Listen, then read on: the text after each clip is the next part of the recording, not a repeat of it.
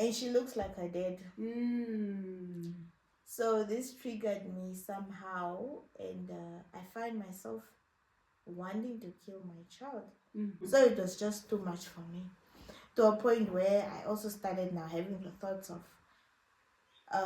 this guy, what is he taking me for? Like, I can just drown this baby and go move on with my life. The small one now. Yes. The small one now, Yes. you wanted to Yes. put in a bucket or put... When I'm bathing him, these thoughts, they just come out of nowhere again. Again. The day I remember there's a bottle of paraffin, and my kids were sleeping peaceful, all of them three. It's like I can see me looking at them in that room. Yeah. And I'm like, you know what? I can just lock us in here, pour the paraffin. Including you and myself, the children. Yeah. Yes, just to end it all. Because he doesn't care. Yeah. And why should I? Yeah. So I would throw the key out and just light this whole place up. And we'll just all die. Me and my kids. And because I don't see the meaning of life at that point anymore. Yeah. I feel like people are doing better in life. People are motivated. But I am just always at low energy. Yeah. Welcome to Kito's World. Welcome to Marriage Series, a platform where we talk about matters of dating, love, relationships, and marriage.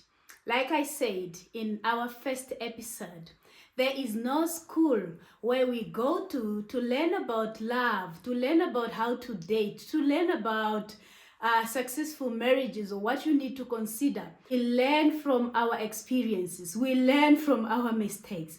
And today, I am very, very much excited as I'm hosting our first visitor on Marriage Series. I'll let my client introduce herself. Hello guys, my name is Monica. I am a mother of 3. I'm 26 years old, and I'm here to share my life experience about dating and falling pregnant as a teen. Wow. Thank you so much, Monica. Can you tell us more about your childhood? Where did you grow up? Where did you go to school? Okay. Are you also a village champion like me? You know, some of us came from the village. Unfortunately not. Wow. So I was born and raised in Windhoek by a not really single mom, but later she became single because my dad passed on. Okay. So you grew up in Windhoek. You went to school in Windhoek. Yes. Where did you go to school? Like which school? What? My primary school was Matia Tisari Primary School in Vanaida. And my high school, we moved and from Vanaida to Koreahab, so I schooled at Highline Secondary School. Right. Yes. So from grade 8 to 12 or? From grade, yes, 8 to 12. Okay. Yes. Right. How was your experience at Highline? A young girl going to school in the location there in Koreahab from Matiatsari. I think I really made a bad choice. Okay. Going to that school. Okay. To begin with. All right. Who applied for you to go for secondary school? Was it yourself or your parents were involved in making in choosing the schools? Actually, when others were applying, I didn't apply at all. So later, the government helps you find a school for your kid if they didn't get a place anywhere. So they placed me at the nearest school. Oh. That's how I end up going to Highline. You mentioned your dad passed on. At what age? How old were you when your dad passed on? He passed on at the age of 7. When you were 7? No, it's 6. 6. Because it was my first year in grade 1. Oh, okay. Yes. All right. So why are you saying you made a bad choice going to Highline, or maybe accepting you to go to Highline? It wasn't a good school at all. Why? As I remember, there's so many things I got to know. Okay. While going to school, and they were just not right at all. And Okay. it was very bad because the first grade 8 was fine. Comes grade 9 was okay. Grade 10, they put us in a class where there was only failures. And it's like this were failures whereby they were like 3 years just failing the same grade 9. Mm. Is it grade 10? No, it was grade 9. It was grade 9. So they were just failing grade 9 continuously, maybe for 3 years, some 3, some 4. And we were 5 that were placed in that class. Okay. So basically, they placed us in a class where there were only people who stole, people who spoke about sex, and we knew nothing about it. Oh, So it was not really a good experience at all. okay. Um, How did that affect you? Like people who stole, people who did bad things, and people who were always talking about sex. How did that affect you? How did that affect you? Did you also join the talking of sex and no, okay? no. I mean, you wouldn't really join, but you would want to listen. Yeah. Like, and some were mothers already, and yeah. Wow. And you're just like, okay. And I would come home and tell my aunt that, in that class that we are, those guys, they steal, and the ladies are mostly just mothers. So, I don't know, but there's really nothing we could do about it because they placed us in that class and we just had to somehow get along with these people. They are classmates. Okay, so that was grade 9. Grade 9 years. All right. Did you pass though grade 9? Being placed in that situation, like, because I know being a teacher, I know that system of streaming, we call it streaming, where we would put like the good children, the smart ones, in A and then B and then C. So for me, it's like you are put in that last class. That class that none of the teachers at the school liked. I know that being a teacher, there's always that class where it's like all the bad apples, and it's really not good. I hope if there are still schools that are doing it, it's really not a good thing. But I know even the motivation, the energy as a teacher to go to that class, just when you look on your timetable, like I have that grade 9E, it kind of sucks out the energy. And that's why the teachers don't really give you much attention. So did you manage to at least pass grade 9 or did you repeat it? I repeated. Oh. I repeated, and because I somehow also just joined. I really never wanted to go to school. Sometimes also I would skip school ish. Yeah. And I would decide that I'm not going to this subject because I'm not attending this class because I don't want to. I will join the others. Yeah. And we also had a special gate called the African gate. Wow. Yeah, I remember where that. we would go home anytime we feel like we wanted. So it was really not a good choice. Yeah, it was bad influence. It was bad influence. Yeah. I don't even remember having a friend out of that class. Like my friends were in my class already, and it was grade 9F. Yeah, I know. It's always those letters. Those letters. The F, the A, the smart ones, and then as it goes down, it's then you can imagine F. All right. So you repeated grade 9. And second year you managed to... Yes, I managed, and we were only 3 that passed. The rest, we left them behind. Oh, it was terrible. Yeah. And I think most of them, they never made it out. They just had to leave school because repeating for 4 to 5 times one grade is just not right. Yes, I know that. I know that. So you managed grade 10. Yes. So grade 10, that time was, like the junior secondary. So you needed to write the external exam for you to pass and go to senior secondary. So how did that go now in grade 10? It didn't go right at all. Wow. It didn't. I tried, but I think that I lacked motivation. Okay. I've been always down, Okay. feeling drained Okay. for some reason. I Okay. really don't know how to explain it, but it's just something that I'm still working on Okay. to really get to know why, What happened? what really happened to me. Because as my mom used to tell me, I used to be very smart in Okay. primary school. Okay. I would come back from school with my book and I would always ask her to help me out, and I know I was like that my whole primary school. But as soon as I got to that Highline school, everything changed. Okay.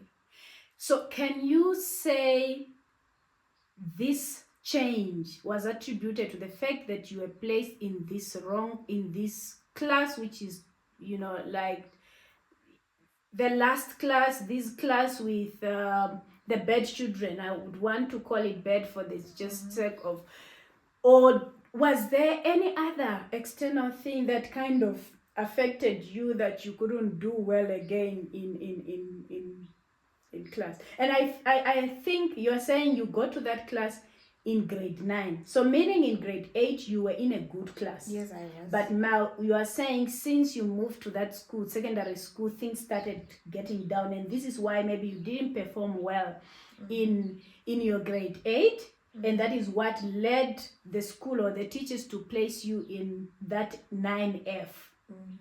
So was there any other thing that kind of, demoralized you, kind of? Oh, I would say also my upbringing has a lot to do with it as well. Okay. Can you tell us something about it? After my dad passed, my mom had to work as a housekeeper Okay. for almost 6 years. But that wasn't enough to take care of me, my cousin, and my aunt. My aunt was also going through a lot, I would say that at that time. She didn't really have a job, and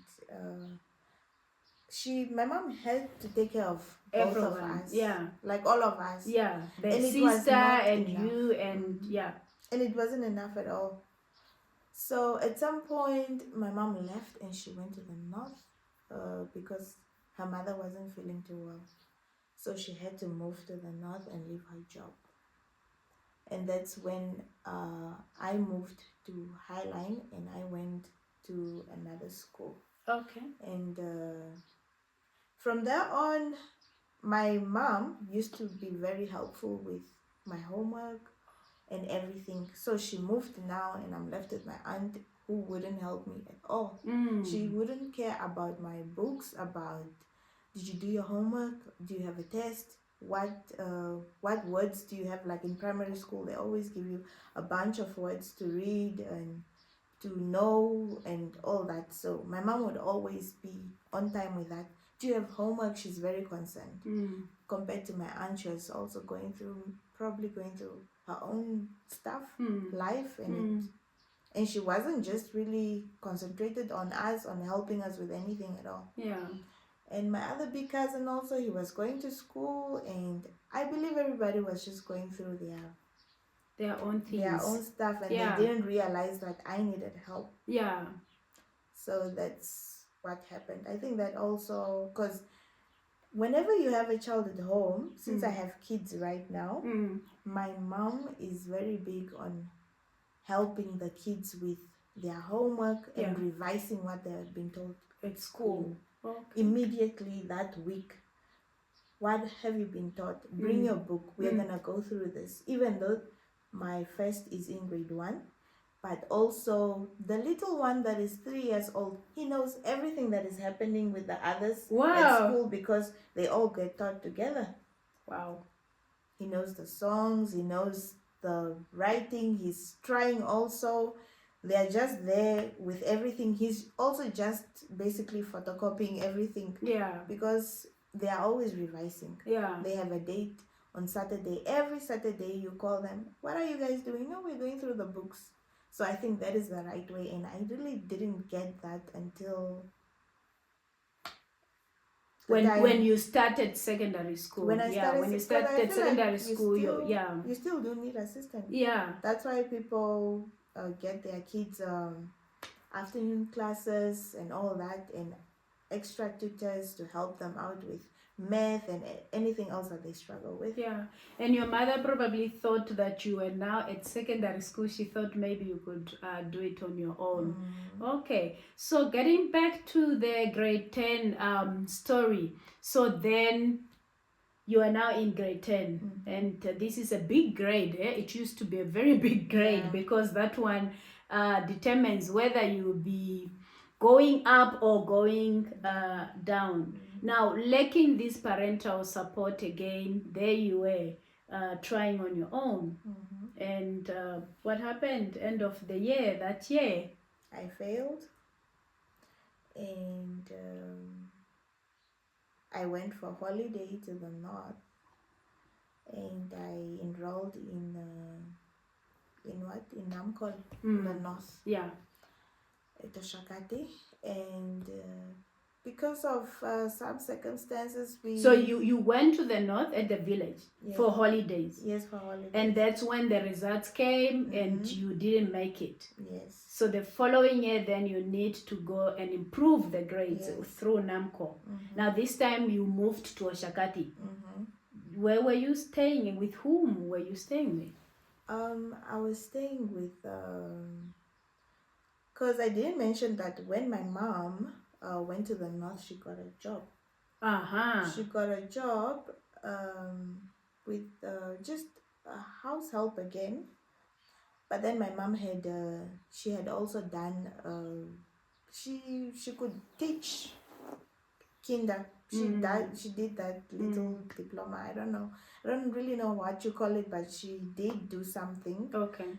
And she got a job. So this lady that is her employer didn't want her to work from home going to the kinder, so she decided to let her go because of her own personal reasons. Okay. So this lady has now a house in Oshakati that belongs to her sister. So that's where I went to live. Okay. With her niece. Okay. But somewhere along the way, me and her niece really didn't get along well. So I decided I'm going back to Windhoek. Okay. So I went back to Windhoek. Yeah. Did you transfer your NAMCO modules from Oshakati Center to the Windhoek Center? No, I didn't. So what happened? So when you came to Windhoek, were you attending classes? No, I wasn't. Okay. I didn't even attend classes. I don't know. I lost all hope. Oh, okay. You just came and then you came to just stay at home. Yes, I just came to stay at home, and that's where I fell pregnant. Okay. So how did you meet this man now? Did you meet the man when you were in Oshakati, or you met the man when you came to Windhoek? No, the man is actually from my village. Okay. So it was just, I don't know, we met. He didn't know anything about me, and I also didn't know anything about him, but we met in the bus on my way back from the north when I came to Windhoek. When you came to Windhoek. Okay, okay. That's what happened. Because my plan was like, I will just be... I really didn't even know what was my plan. I was just like, no, this is not working for me. Because my mom was also on my side of, no, you should go to Oshakati and all that. And since it didn't work, I was just like, you know what? I am going back and I don't know what's going to happen. Maybe I'm going to come back and write exams here, or I don't really know. But all I know is that I and her were not understanding each other, and I am going back. Because it's our parents who decided I should go there. Yeah. But now it's like we don't understand each other, and I just didn't want to deal with it, so I decided I am leaving. Oh. That's all. Okay. So now you met this man on the bus on your way back from Oshakati to Windhoek, and few months later you fell pregnant. Yes, few months How old later. were you? I was 18. 18. Right. Yes. So how was the relationship then between you and the man through the pregnancy and... I would say there was no relationship at all. Okay. I I really don't know why I even just, I think it's just because he was there. Okay. And I really don't know. Maybe I'm looking for closure. I have no idea. Till today, I can't explain why I decided just to fall into his arms Oh. and do bad decisions like that. I really can't explain it, but it happened, and that's it. Why was he caring for you, even if he was, because he was there, was he caring enough during your pregnancy and after you delivered a baby? Did he take responsibility of the child? And Oh, yes, he did. okay. I wouldn't really say caring, but he was just there. Not like as in we are a couple or something really, but he was just helping me when I do need something. He shows up. Okay. And yeah, but not really as in we are a couple or we are in love, because obviously I wasn't in love and I didn't know what I was doing. Yeah. Right. So then you fell pregnant again. Second Yes. time. So what happened is, somehow along the way, I don't know where I got this mentality of, if someone impregnated you or a man impregnates you, you should just submit, or I really don't know where I got that from. So I stayed. You thought because this is the man I have a child with, I should just stay. Where do I go again? Yes. Where do you go again? This is the man, we have a child together, so this is the person. Yeah. So you stayed. So I stayed, regardless of anything that he would maybe put me through. I stayed because I had that belief. And also my parents, now my aunt at home, she that time she was going to church, like this revival churches. Okay. So I believe, even though, because I remember when the child was 1 year old, I decided that I wasn't interested in this relationship anymore. Yeah. But he kept coming, because now the child is 1 year, and we haven't seen each other ever since I'm 8 months pregnant. I decided to stay away from him. Okay. Because I just found out that he has a whole another relationship. So meaning, I said yes to whatever he was, doing to me, but he was already in another relationship with another woman. So I decided to excuse myself. I was 8 months pregnant and I left. Not as in, just left as in no sexual contact anymore until the child was 1 year. Okay. So he kept coming, and my aunt would be like, yeah, so where do you want to go now? Since you guys are already having a child, now this person is forever here every morning looking for you, maybe wondering if you're home or not, and all that. Because maybe in his mind is like, maybe she moved on, or what happened? Why is it that she's not interested anymore and she's really sticking to her word, as in I'm not interested anymore?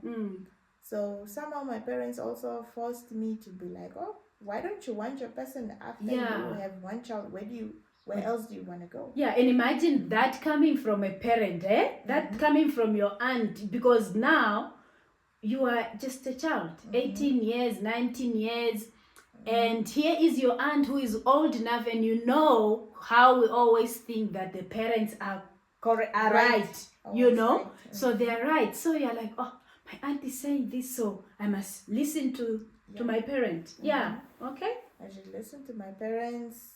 So, you know what? I went back, but I'm hurt. Yeah. Because at some point, I really didn't feel so much for this person. Yeah. But as I really don't know, but there is so many ways to fall in love with someone. So you being with this person, and I think I learned how to love him. Okay. I learned how to love him. I learned how to just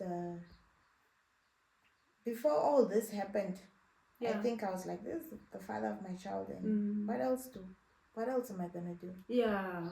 We are already here, and there's no way I will be wishing that no, he's not the father of my kid if he's already. So I should just submit. Where else can I go, and how will this look if I have to now be having a child with this and then having a child with another person and all that? But in the long run, I didn't know that I'm actually damaging myself. Yeah. Hurting myself in the process, because I'm holding on to someone who really didn't love and appreciate me, who didn't care about my well-being. Because at 8 months pregnant, I got high blood pressure, and it never went away. Oh, good. Till today, I am on medication for blood pressure, because it just never went away. Yeah. Never did. So this person came back, your auntie saying, hey, where do you want to go? Yes. Stay with your person. There you go. You listened to the parent, you went on. Boom. Yes. Second pregnancy. Second pregnancy. In the second pregnancy, it's not like he was maybe still seeing this person or something. I don't think so. He wasn't. It's only that he just didn't care as much. Yeah. He didn't care as much to say, you know what, since you maybe dropped out of school, you should go back to school. Yeah. You should do this. People are doing so many things nowadays. Maybe sell this jewelry. I can sponsor you in doing this. He was just not even didn't care about your development, your growth, not at all. It's just looking at the person there. Okay, you are there. Yeah. Okay. So, yeah, and for me, somehow, I was just like, I did ask at some point, like, no, I want to do nails. Like, I want to start doing nails. Can you really help me out with that? Which he never did. So, yeah, we went on. That was 2019. Yes, when I got my second baby. Okay. 2019. Fine, the baby grew to 1 year, and then my mom decided, you know what, bring the child home. Then I took the child home. And then I came back again. And then when I came back again, I'm not sure what was I doing that time. But there is so many times that I enrolled in NAMCOL, but it's like in the beginning I have all the strength. Yeah. No, I'm going to do this. I'm really going to do this. Yeah. But then somewhere in the middle, I attend school, and then it's like I just drop everything, and I'm just like, I'm not doing this anymore. I'm not going to school anymore. I'm just not motivated anymore. And there's just so many things at that point that I felt of maybe even if I am in this situation with this person, who's going to want me again? Who's going to love me again? Comparing my age to the number of kids that I'm already having, I'm a disappointment. You're a disappointment. So that time you had two. There were two. And that time you were 20. I'm not sure. 21. 21, yes. Yeah, 21, and you already had like 2 kids. So you thought, who will want me? Yes. Yeah. It's not like there were people asking me out. There were, but I was just like, no, you're gonna come in my life and do the same thing that this person did. Yeah. So it's gonna be worse. Imagine having another child again for another person, and I didn't want that. Okay. So I thought to myself, okay, then it's better I have kids with this one person. This person. Rather than jumping out of this relationship that I am in, going elsewhere where I don't know what's going to happen to me. So fine. The baby went to the north. I came back. I'm not sure if I did anything at all, as in maybe work-wise or school. I know that I always do. So many times I enroll into NAMCOL and just drop. You just can't get to the end. Yes. Yeah. And somehow I always, okay, before even falling pregnant and all this, I think also there's something that really, and I am still trying to figure it out till today, about my childhood as well, Okay. and about my whole situation with my dad's family. Okay. My father wasn't really well off, but he was doing well. He owned cattle. He was trying. My mom was not somebody who used to work at all. She just used to be a stay-at-home mom. She didn't do anything at all. So when my dad passed, my father's family is like they threw me away, totally. Okay. They never looked back after his death. They took everything, and not even one of them really tried having that communication with me, as in, how are you doing? And I think that hurts still today. Okay. Yes, it hurts a lot. Because I feel like, why would they throw me away like that? They first of all took everything. And I just feel like I just needed that closure of, even if your dad isn't alive, especially to my father's brother who took everything. Even if he wasn't there, it's not really about, it's just a closure of, even if your dad is not around, at least there are other people who will always be there for you. Yeah. They made fake promises and they never really came around. So you don't have any relationship with anyone from your father's side? I do. Right now I do. Okay. Because I'm the one putting in the effort to reach out to them and say, no, I want to come for a weekend, or I'm getting closer to them by myself.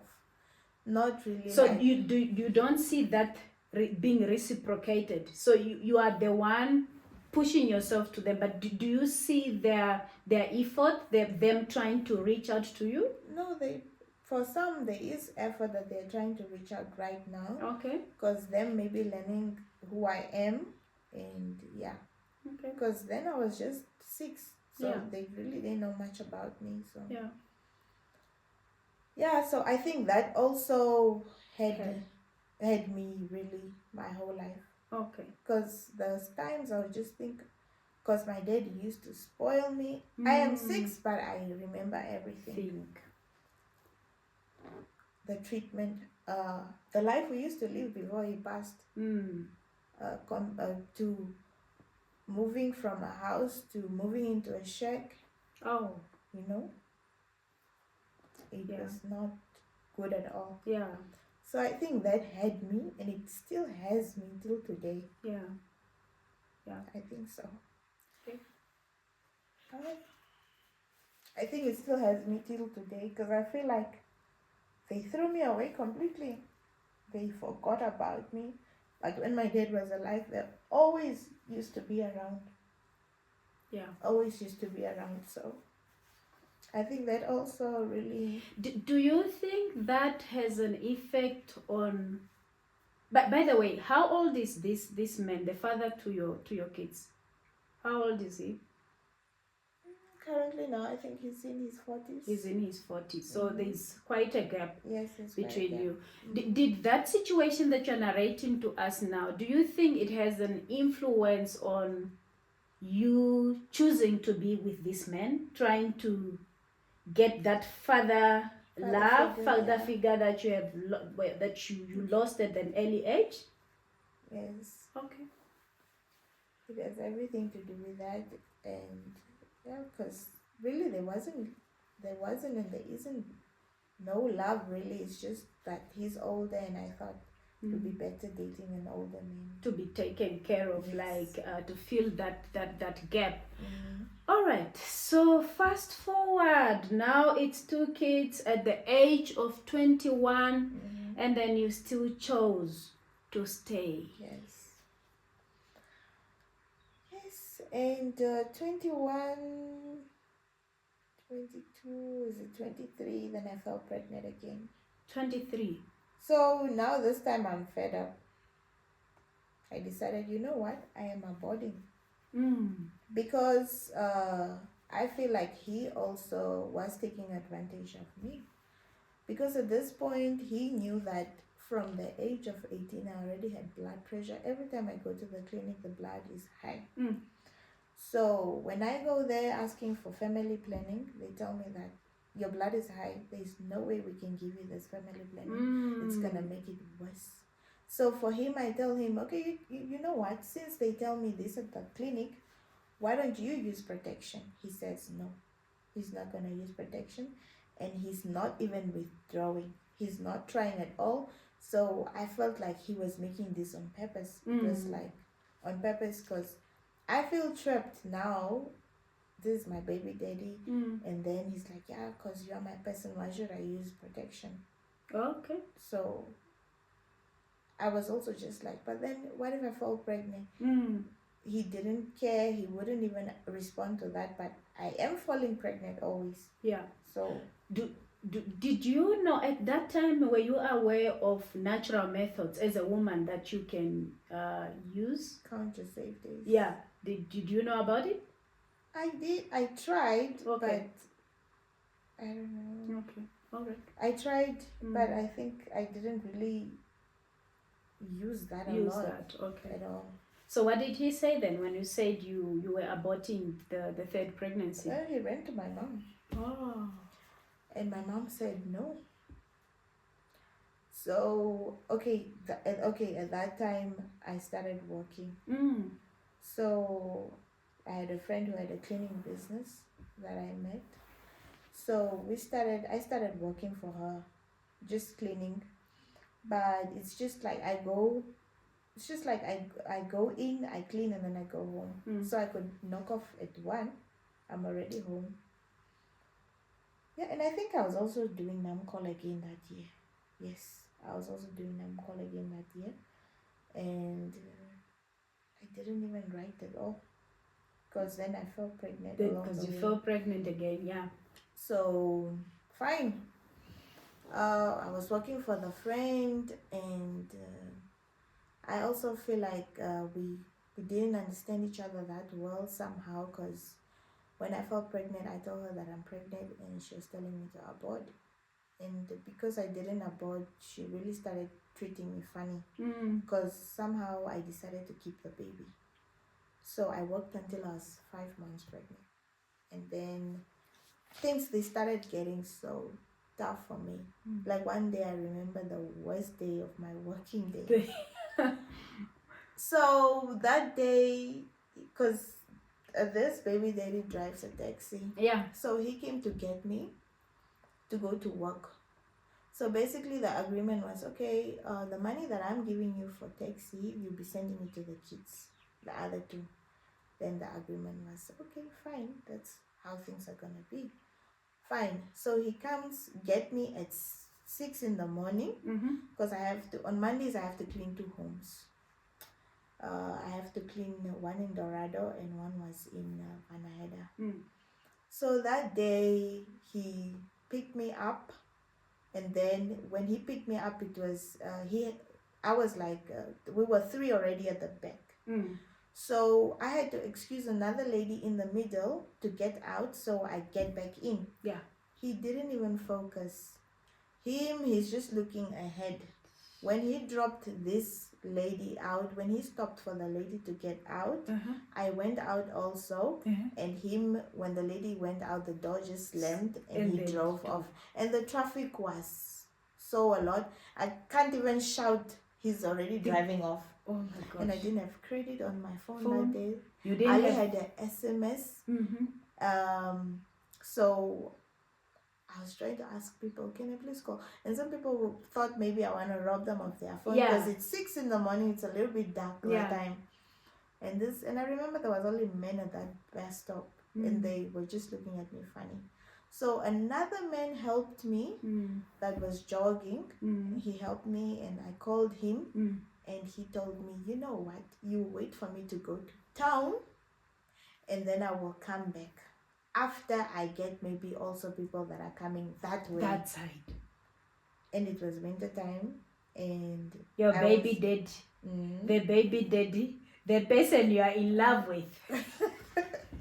So it was winter time, so I was just standing there in the cold waiting for him to come. So it was 6. He maybe came at, I don't know, 8, when the sun is out already, and I've been just standing there for almost 2 hours.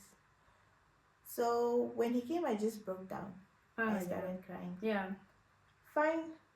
He didn't even care about that. He just kept on. And you are pregnant. And I'm pregnant, and I'm 5 months pregnant, and he didn't even care about that. He just kept on, hooting, and the people were just getting in the car. And I remember a woman looking at me so funny, like, why are you crying?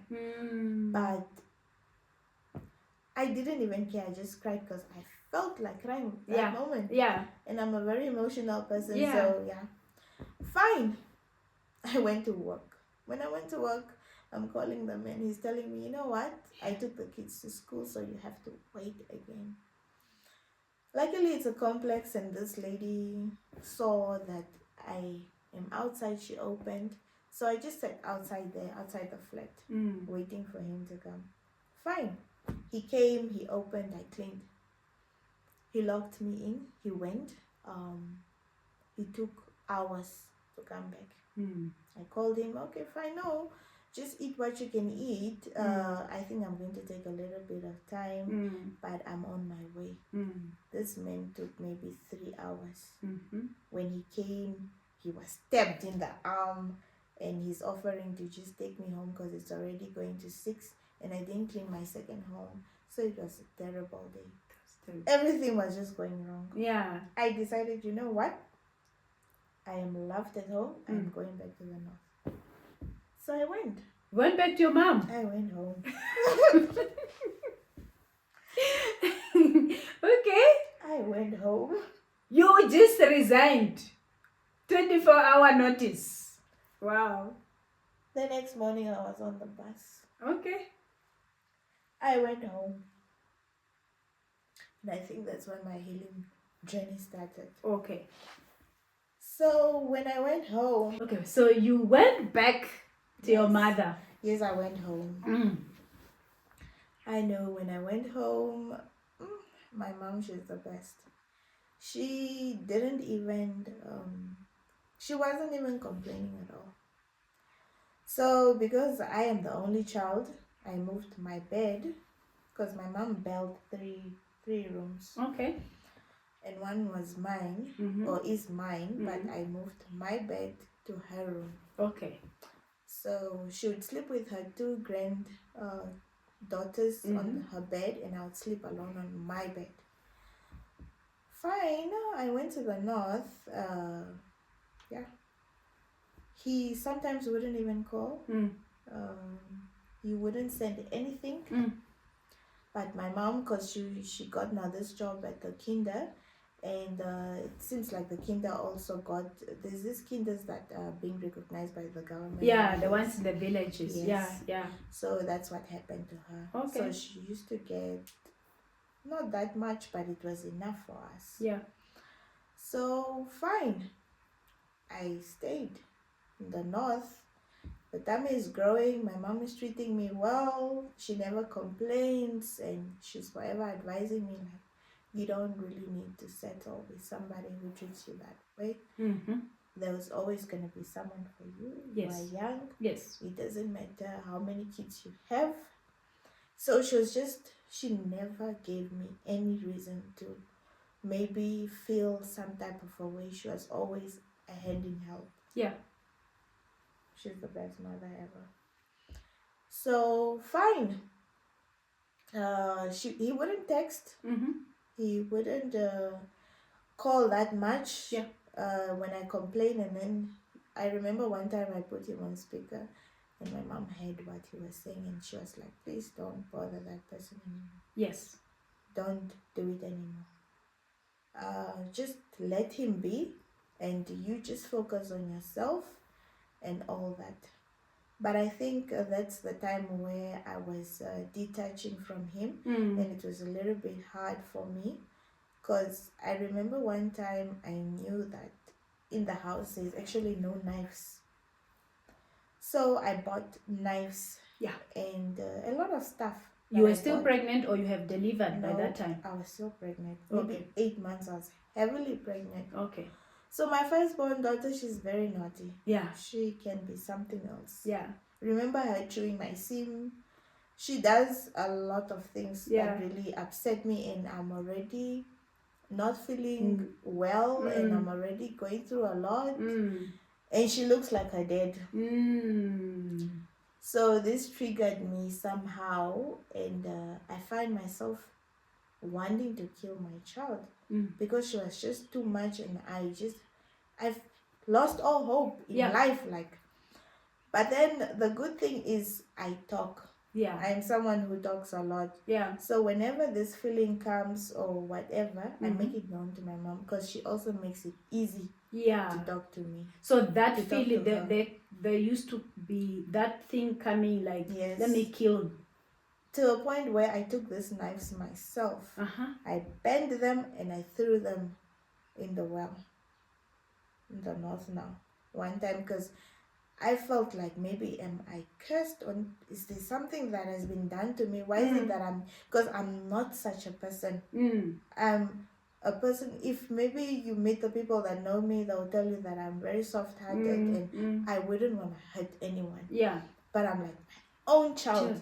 Why would I have this kind of thoughts towards my child? Am I sick? At some point I thought maybe I'm even going mad. I was like, maybe I'm... So you only, the thought was just coming for you to kill the firstborn? Yes, just the first. Because she was naughty, and She she was giving looked me a lot like of the trouble. father, and she, She was giving me a lot of trouble. She would leave her books at school, her shoes at school. She would lost things. It's like she was making things on purpose. And she was forever crying, and my mom didn't like it because I'm forever beating her. And my mom was like, no, I don't know why you should always be beating her that way. And she really loves her, and she was not fine with me doing that. To a point, because they say when you teach a child something from a very young age, they really never forget about it. Yeah. So when I get to that point, I decided that the only thing I could run to was God. Yeah. So I would call her, hold her hands, and pray with her. Okay. And tell God that I don't want to do this. I don't know what spirit is this, but Lord, help me. I can't. I don't know why I have such thoughts of doing this to my own child. So I end up not... Any thought that would come, I would replace it with a good one. Yeah. So if I ever think of something bad, because my mom knew that I was really disturbed at this point now, that she panics if she doesn't see me for hours, because I had that tendency of just going in the field for hours, and she would start calling me like she's really crazy, because she knows that I'm not fine. Yeah. And she would just be like, what are you doing? I'm like, no, I'm just under the tree. I'm not doing anything. It's just my thoughts. I'm just here. Yeah. It should look for me. So I think that's when I started realizing that I'm not fine at all. I'm not fine. So we started praying in the evening. Every evening my mom would set alarm. We start praying maybe around 4 to 5. Okay. We kneel down and pray for my situation. And I was just an angry person. Yeah. Even at the hospital, Yeah. the doctors and the nurses will not tell me anything. I will tell them whatever I feel. Yeah. Because I'm already going through a lot, and they make it difficult for me, so I make it also difficult for them. That's how it was. Yeah. And especially those north nurses. Yeah. They are too much. Was that at a point when you were going for the prenatal thing? Yes. Okay. I would, and even the day I went to deliver, I told one nurse so well. Yeah. And I even threatened to, like, you know what? I Yeah. can even take my phone and just expose you right now that you're very bad nurse. I have no idea why you chose this profession. Oh my gosh. Because the way she spoke to me, and I was telling her that you for one should know Yeah. that I'm heavily pregnant. Yeah. I'm going through a lot. You Yeah. don't know the story of my life, Yeah. and you can't just come to me talking to me anyhow. Anyhow. Yeah. Because you people are supposed to be our counselors, Yeah. talking to us in a very good way, because we are going through a lot as well. Yeah. And you are also going through a lot as well, but you should know better. Yeah. Exactly. Exactly. So that day that I delivered, let me mention also another thing that was really not fine with me as well. My firstborn, I delivered with my aunt. She was present. Okay. Fine. My second, I was alone. Oh. He chose to go watch soccer instead. Did he at least drop you at the hospital? He did. Or he dropped you at the hospital and decided, I'm going to watch soccer. Can you deal with your story there? Exactly. And then I delivered, because he dropped me at 1 daytime. So by 9 in the evening, I gave birth already. Yeah. So yeah, by the time he came at 10, maybe when his soccer was done already, I was already gone. Yeah. Gave birth already, and now I was asking him, like, just imagine in the scenario whereby I lost the baby, or my life is lost, and you only come and find out at 10. How would that be fine with you? Maybe that time I lost the baby, I would need you to counsel me, to console me, but you are nowhere to be found. Yeah. He didn't look bothered at all. Yeah. So fine. My third baby, fine. I was also alone because my mom has kids to stay with back then. Yeah. But I know that she would have been with me. Yeah. Fine. It was a smooth pregnancy, smooth delivery. By 6 in the morning, I gave birth. Fine. I told him that I gave birth. He gave me a name. Fine. I was discharged. My mom was forever there. Even the day I gave birth, she brought me food, the whole support and care. She even helped me bath the baby and everything, because I had the after pain. Yeah. Having the third baby, I had the after pain. Okay. So fine. I went home, and I think that this is also where I felt a little bit overwhelmed. Because that was the time of cultivating. My mom was always in the field. Yeah. And I felt alone somehow as well. So it's the kids, Bakis, and so many things going on with the kids, and I need to take care of them. I also need to help her, and also this newborn baby that is crying and needs me, and I'm tired and I'm exhausted. I also need to help out, because if she's in the field until late, I also need to start cooking and preparing, and this side is the baby on my back. So it was just too much for me, to a point where I also started now having the thoughts of, this guy, what is it taking me for? Like, I can just drown this baby and go move on with my life. The small one now. Yes. The small one now you wanted to put in the bucket or put... When I'm bathing him, these thoughts, they just come out of nowhere again. And then I started feeling some type of a way, like, am I a monster? Am I turning into something that I don't know? No. What is this? Yeah. What is wrong with me? I would start asking me these questions. What is really wrong with me? After thinking of this thought, then there's another thought that says, what is wrong with you? Are you really fine? Yeah. You are not high on anything. Yeah. So what is really wrong with you? Yeah. Why do you keep thinking of such things? Yeah. It's not just right.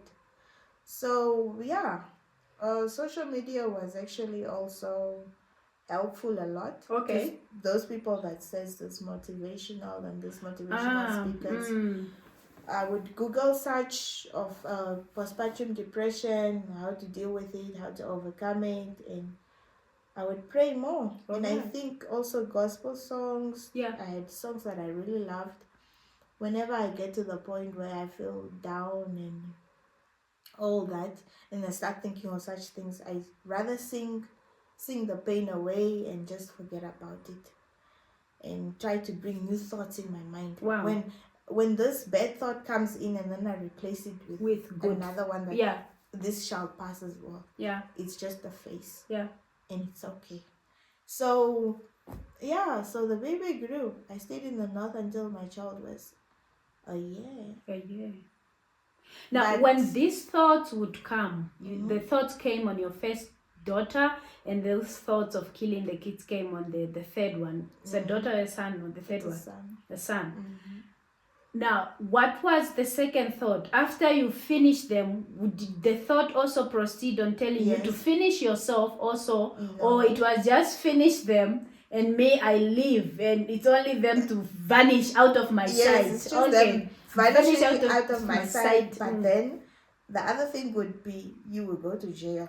Yeah. You are definitely going to jail. Uh-huh. So it's like I tell myself exactly what's gonna happen. You're oh, definitely going the to jail. effects, the consequences. Yes, the consequences. Good. Okay. So, and the good thing really, I talk a lot. So my mom is my friend. Yeah. Till today, there's really nothing I hide from her. Yeah. So we talk about everything openly. Mm. So I just tell her, this is what I think of Mm. daily, and she's very surprised. She looks at me and she's like, "You're scaring me."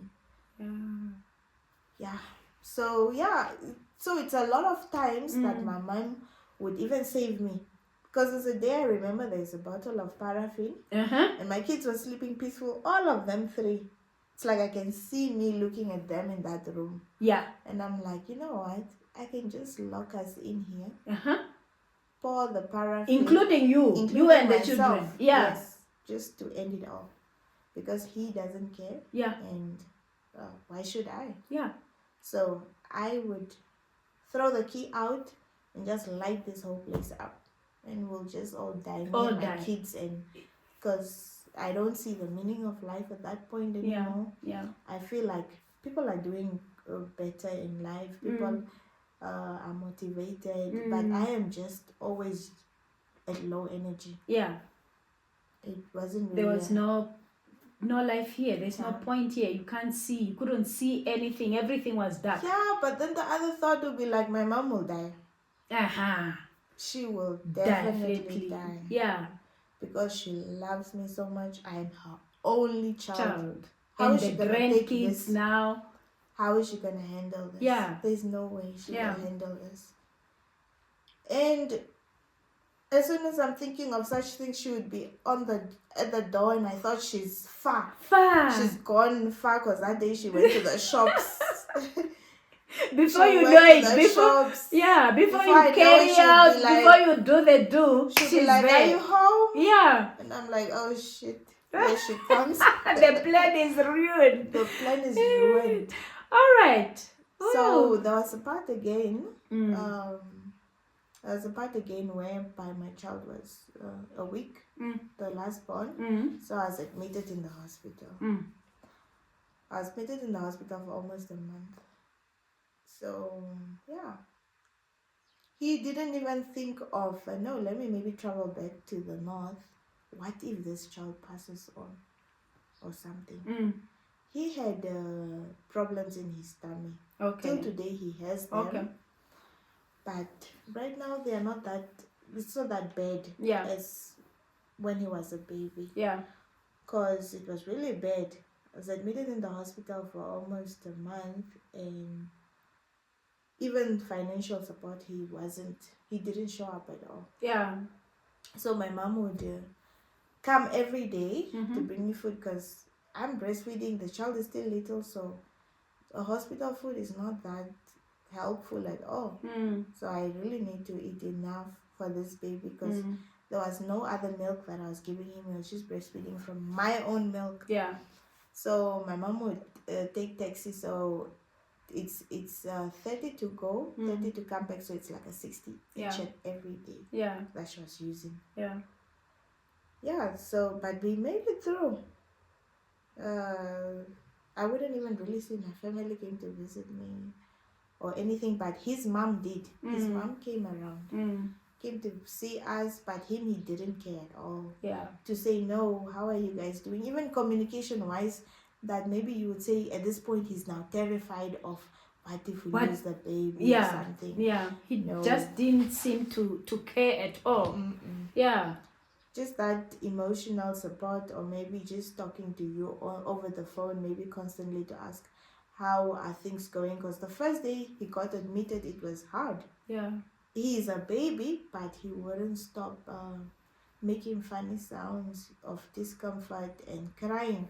So I spent the whole night trying to comfort him, just holding him, making sure until he slept fine. Because and the worst thing again is watching him, those little drips Yeah. that fall out always. Yeah. And they have to search for them again, and him crying, and it was just like a continuous thing, because they say they are too little, they can't find They them. can't find them. So they would prick him here and there and there Trying and and everywhere, yes, until was they even shaved one side of his head. Yeah, to try in the head. Yes. Oh, okay.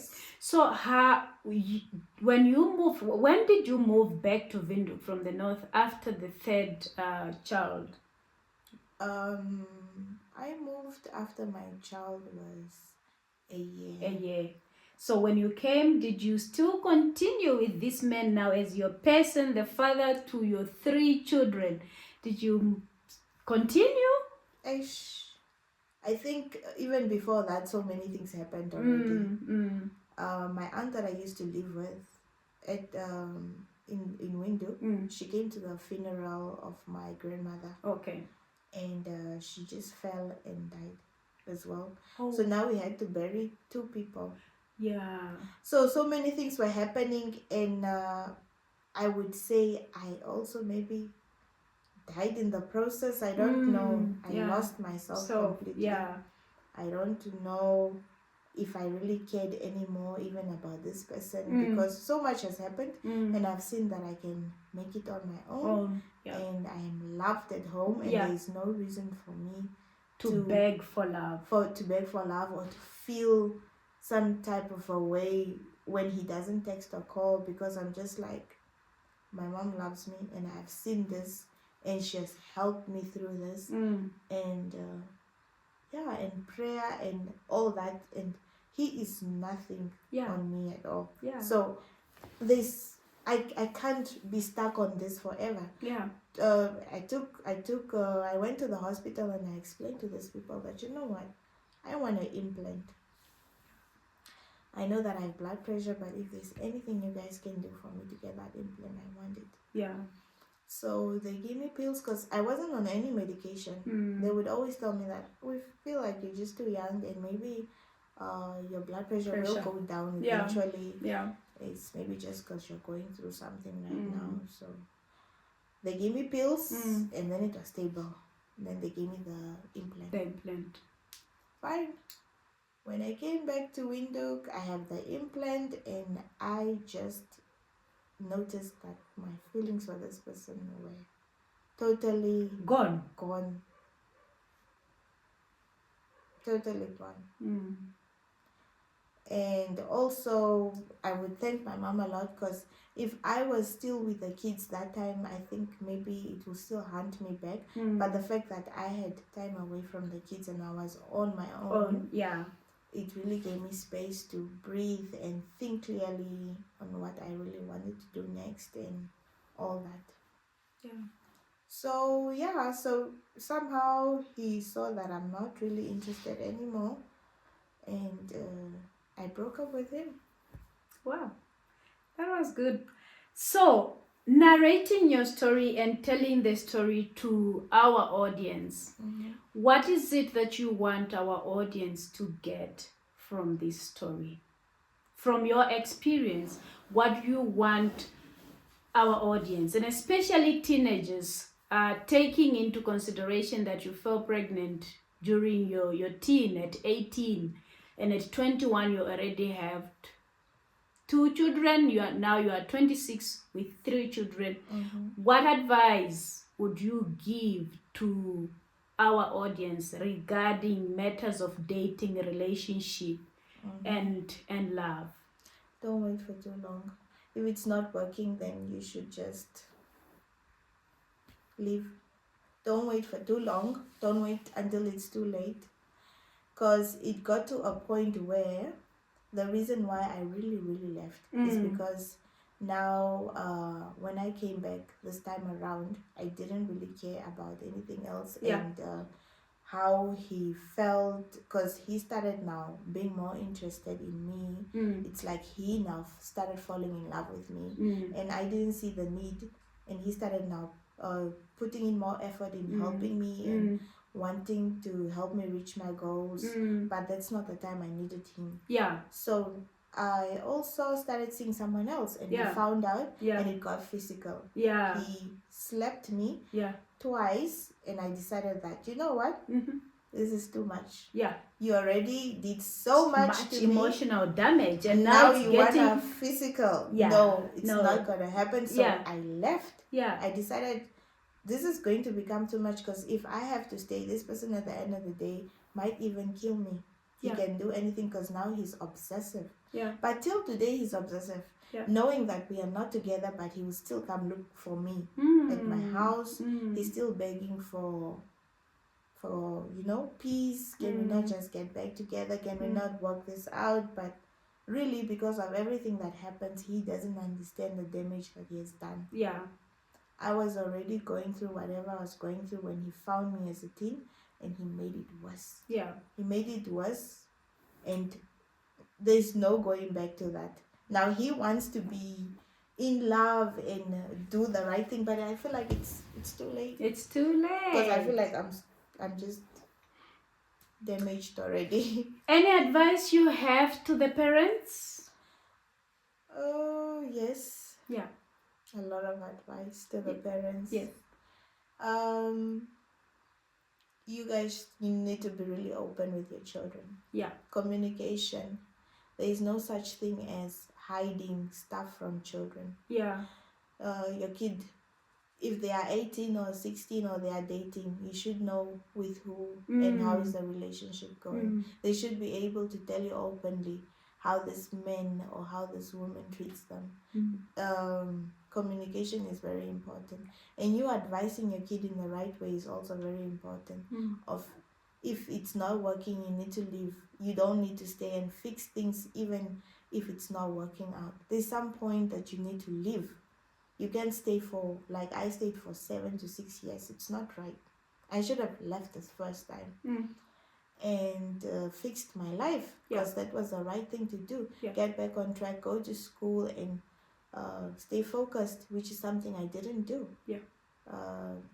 So for kids, really, parents need to be present in their lives to know exactly what is happening in their lives. It's very important. What do you have to tell your 3 children, your 2 daughters and 1 son? I was not ready to have them, but right now they are a blessing. I would say they are a blessing because I have issues right now with my cervix as well. Somehow developing cancer cells. I don't know how is that gonna go. But I would say, what if it had happened while I didn't have any children at all? So right now I'm grateful to have them, and I would say from my story, especially with the girls, I would know how I want my kids to be treated. Even if they obviously have to get into relationships and the dating life, but I would correct them accordingly. Like, this is wrong. You shouldn't tolerate this at all. This is not acceptable. And for the guy, I would know how he should treat his woman, because I know how it feels to be treated badly and and all that. So there you have it, guys. We are telling our stories so that you learn from our experiences. Life is like that. Some of you have to learn from our experiences. Some of us have to learn the hard way because we got to experience these things directly. But you are experiencing these things indirectly as we tell our stories so that we learn from our stories. We have learned one key point here. Don't stay for too long.